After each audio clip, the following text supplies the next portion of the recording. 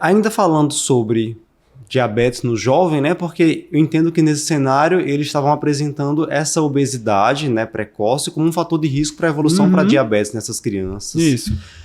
Falando sobre diabetes no jovem ainda, especificamente diabetes mellitus tipo 1, a gente está vendo um momento em que fala-se muito em identificação de pacientes de risco para o diagnóstico de diabetes tipo 1, retardar o diagnóstico de diabetes tipo 1, e aí vem uma pergunta que foi levantada durante o evento.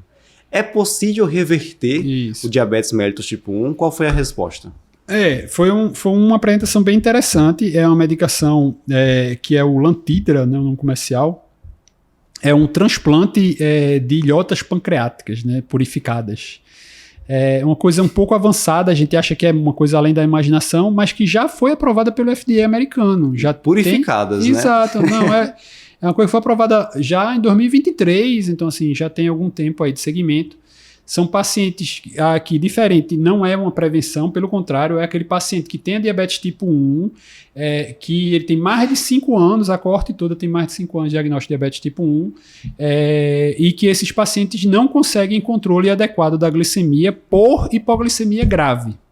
Então, é paciente que todos esses pacientes, eles foram expostos a terapia avançada, esquema basal bolus, com análogo de insulina, o uso de monitorização contínua, uso de bomba de insulina, e todos eles tinham esse histórico de hipoglicemia grave. Então, a aprovação do FDA americano é para esse perfil de paciente com diabetes tipo 1, que não consiga controle adequado, já tem usado as tecnologias disponíveis, e mesmo com isso ele persiste fazendo hipoglicemia sempre que você tenta intensificar mais o tratamento. Né? Está fora da meta, você tenta intensificar, ele começa a fazer hipoglicemia grave.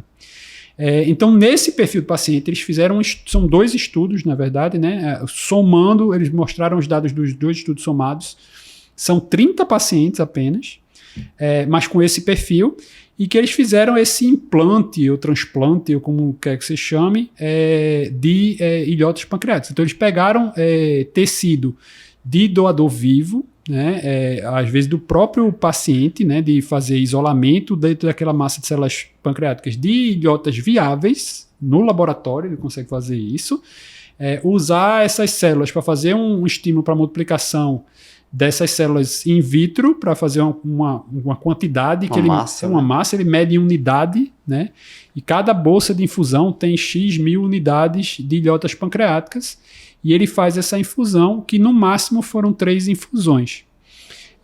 Desses 30 pacientes, 25 dos 30 conseguiram passar algum período sem usar insulina. Massa. Sem usar insulina, né?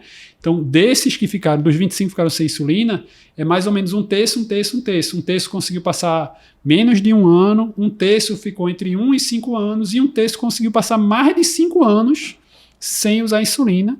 Tem um paciente que já está acompanhado há 11 anos sem usar insulina.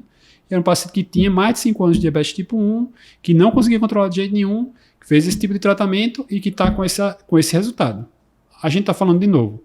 É um N muito pequeno, muito limitado, 30 pacientes. Todos os pacientes fizeram o procedimento no mesmo lugar, no mesmo instituto.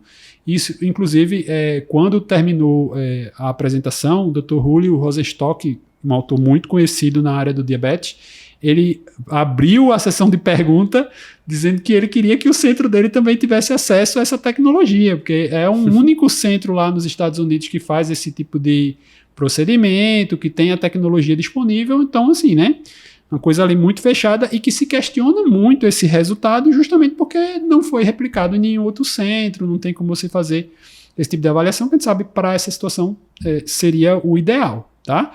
Agora, o FDA americano entrou com algumas situações de aprovação rápida, quando você não tem uma terapia para aquela situação, ele aprovou aí de forma mais rápida, mas com essa restrição toda, e que só é feito ali, então o número de pacientes ainda é realmente muito pequeno. Esses pacientes funcionam como um transplante mesmo, tem que ficar com imunossupressão e tudo mais. Então, assim, não é um tratamento assim tão simplesinho, mas é uma perspectiva que se abre aí bem interessante aí para o futuro. Maravilha. E assim, é interessante você ver que um estudo tão pequeno, né, com um grupo tão pequeno, mas ao mesmo tempo um negócio tão revolucionário, né? E que foge um pouco do que a gente vinha vendo, essa tendência que eram tratamentos para retardar o diagnóstico do DM1.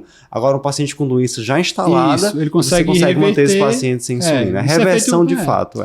É feito um implante por via vascular direto na circulação portal e as células ficam implantadas no fígado, né? Então, assim, uma coisa bem diferente. Interessante.